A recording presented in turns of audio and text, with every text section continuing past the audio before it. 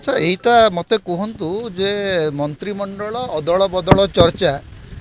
गत 2 वर्ष भितर केते थर हलानी गत 2 वर्ष भितर यहाँ अति कम 2 डजन थर हो गत वर्ष ठीक यही समय जिते बड़े मोहन माझी सरकार तक प्रथम वर्ष पूरण करने को जाऊे यही सामान चर्चा चली जाए मंत्रिमंडल अदल बदल हम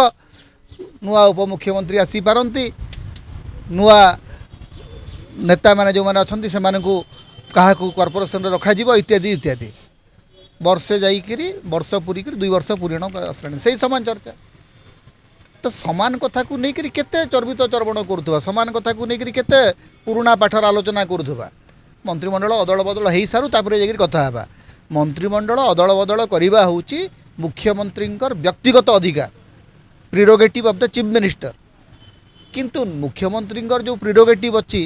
से प्रिरोगेटिव को कार्यकारी करें ना से नाम को मात्र मुख्यमंत्री काम चला मुख्यमंत्री सी ऊपर जहाँ निर्देश आसब केंद्रीय नेतृत्व जहाँ कह मानवे केंद्रीय नेतृत्व ऊपर कहले सीना से मंत्रिमंडल विस्तार करेंगे जिते थर मोहन माझी दिल्ली जाऊँच फेरला पर चर्चा होची ना ना एथर आज्ञा मंत्रिमंडल बदल अदल बदल हम अच्छा मंत्रिमंडल अदल बदल संपर्क में एथर मुख्यमंत्री किसी कहले ना कि अन्य कहीं कहले ना कि बीजेपी सभापति कहले ना किए कहले ना सुरेश पूजारी कहले सेठू आपण मान गोटे धारणा हो गला सुरेश पूजारी बोधे कि उपमुख्यमंत्री हो पारती आज्ञा सुरेश बाबू तो मुख्यमंत्री होगा कथा 2024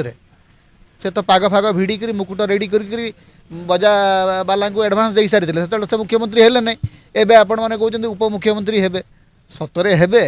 कि केवल हावारे चर्चा चली सेटा जून 12 पर्यंत जना पड़ो मु कहीं भावु ना जे मंत्रिमंडल विस्तार है भाया गोटे स्थिति रे वर्तमान मोहन माझी अच्छा मोहन माझी को ऊपर जहाँ निर्देश आसो सेटा करेंगे सुरेश पूजारी केवल जमी बारंबार मनमोहन सामल इति मध्य 8-10 थर कहले आज्ञा आप जानवे ना आम मंत्रिमंडल जो अदल बदल करूँ आज्ञा आमर पूरा आमर तालिका जाइए 2 वर्ष है 200 थर आप शुणे जे आज्ञा कॉर्पोरेशन फाइनाल यही सप्ताह आउ 2 सप्ताह पर ये सरकार खाली